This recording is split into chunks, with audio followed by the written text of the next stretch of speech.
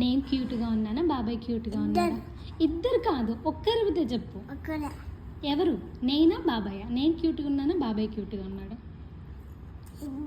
ఇద్దరు కాదు, ఎవరిదో ఒక్కరిది చెప్పు. నేనా బాబాయ్?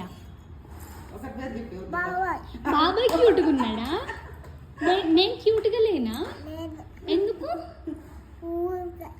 ఊరికి ఎందుకు క్యూట్గా ఉండరు చెప్పు. సరే ఇప్పుడు చెప్పు, నాని క్యూట్గా ఉందా తాతయ్య క్యూట్గా ఉన్నాడా? తాతయ్య. ఇప్పుడు అమ్మ క్యూట్గా ఉందా నాన్న క్యూట్గా ఉన్నాడా? ఏంటి అబ్బా, అందరిది వాళ్ళదే చెప్పావుగా. ఇప్పుడు నిజం చెప్పు, ఎవరు క్యూట్గా ఉన్నారు? అమ్మ క్యూట్గా ఉన్నా. మరి నేనా బాబాయ్ ఎవరు క్యూట్గా ఉన్నారు? నీకు పిన్ని ఇష్టమా బాబాయ్ ఇష్టమా? మరి నీకు బాబాయ్ ఇష్టమా, పిన్ని ఇష్టం లేదా? ఎందుకే?